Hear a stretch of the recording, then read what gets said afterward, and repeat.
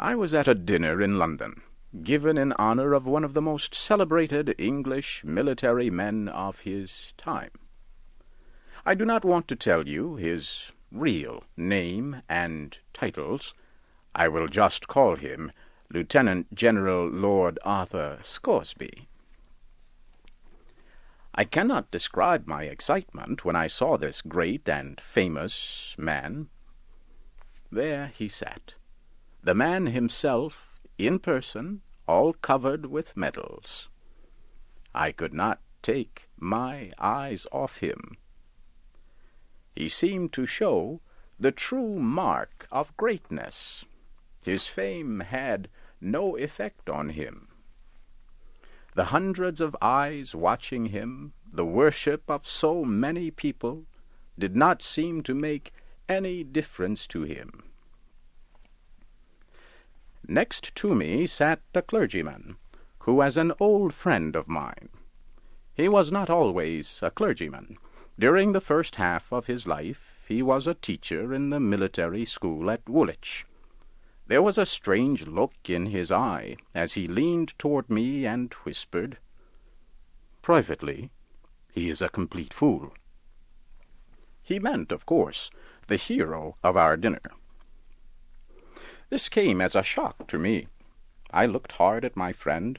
I could not have been more surprised if he had said the same thing about Napoleon, or Socrates, or Solomon. But I was sure of two things about the clergyman. He always spoke the truth, and his judgment of men was good. Therefore, I wanted to find out more about our hero as soon as I could. Some days later, I got a chance to talk with the clergyman, and he told me more. These are his exact words. About 40 years ago, I was an instructor in the military academy at Woolwich when young Scoresby was given his first examination. I felt extremely sorry for him. Everybody answered the questions, well, intelligently, while why, dear me, he did not know anything, so to speak. He was a nice, pleasant young man. It was painful to see him stand there and give answers that were miracles of stupidity. I knew, of course, that when examined again, he would fail and be thrown out. So, I said to myself, it would be a simple, harmless act to help him as much as I could. I took him aside, and found he knew a little about Julius Caesar's history, but he did not know anything else. So I went to work, and tested him, and worked him like a slave. I made him work over and over again on a few questions about Caesar, which I knew he would be asked. If you will believe me, he came through very well on the day of the examination. He got high praise, too, while others, who knew 1,000 times more than he, were sharply criticized. By some strange, lucky accident, he was asked no questions but those I made him study. Such an accident does not happen more than once in 100 years. Well, all through his studies, I stood by him with the feeling a mother has for a disabled child. And he always saved himself by some miracle. I thought that what in the end would destroy him would be the mathematics examination. I decided to make his end as painless as possible. So I pushed facts into his stupid head for hours. Finally, I let him go to the examination to experience what I was sure would be his dismissal from school. Well, sir, try to imagine the result. I was shocked out of my mind. He took first prize, and he got the highest praise. I felt guilty day and night. What I was doing was not right, but I only wanted to make his dismissal a little less painful for him. I never dreamed it would lead to such strange, laughable results. I thought that, sooner or later, one thing was sure to happen. The first real test, once he was through school, would ruin him. Then the Crimean War broke out. I felt that sad for him that there had to be a war. Peace would have given this donkey a chance to escape from ever being found out as being so stupid. Nervously, I waited for the worst to happen. It did. He was appointed an officer, a captain of all things.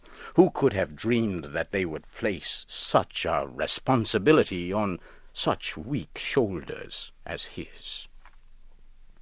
I said to myself that I was responsible to the country for this. I must go with him and protect the nation against him as far as I could. So I joined up with him, and away we went to the field. And there, oh dear, it was terrible. Mistakes, fearful mistakes. Why, he never did anything that was right. Nothing but mistakes. But you see, nobody knew the secret of how stupid he really was. Everybody misunderstood his actions. They saw his stupid mistakes as works of great intelligence. They did, honestly. His smallest mistakes made a man in his right mind cry and shout and scream, too, to himself, of course. And what kept me in a continual fear was the fact that every mistake he made increased his glory and fame. I kept saying to myself that when at last they find out about him, it will be like the sun falling out of the sky. He continued to climb up, over the dead bodies of his superiors. Then, in the hottest moment of one battle, down went our colonel. My heart jumped into my mouth, for Scoresby was the next in line to take his place. Now we are in for it, I said. The battle grew hotter. The English and their allies were steadily retreating all over the field.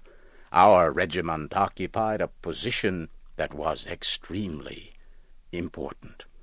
One mistake now would bring total disaster. And what did Scoresby do this time? He just mistook his left hand for his right hand. That was all. An order came for him to fall back and support our right. Instead, he moved forward and went over the hill to the left. We were over the hill before this insane movement could be discovered and stopped. And what did we find? A large and unsuspected Russian army waiting. And what happened? Were we all killed? That is exactly what would have happened in 99 cases out of 100. But no, those surprised Russians thought that no one regiment by itself would come around there at such a time. It must be the whole British army, they thought. They turned tail. Away they went over the hill and down into the field in wild disorder, and we after them. In no time there was the greatest turn-around you ever saw. The Allies turned defeat into a sweeping and shining victory.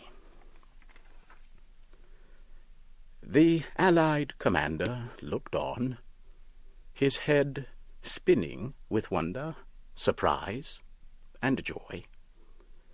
He sent right off for Scoresby and put his arms around him and hugged him on the field in front of all the armies. Scoresby became famous that day as a great military leader, honored throughout the world. That honor will never disappear while history books last. He is just as nice and pleasant as ever, but he still does not know enough to come in out of the rain. He is the stupidest man in the universe. Until now, nobody knew it but Scoresby and myself. He has been followed day by day, year by year, by a strange luck. He has been a shining soldier in all our wars for years. He has filled his whole military life with mistakes. Every one of them brought him another honorary title. Look at his chest, flooded with British and foreign medals. Well, sir, every one of them is the record of some great stupidity or other. They are proof that the best thing that can happen to a man is to be born lucky. I say again, as I did at the dinner, Scoresby's a complete fool.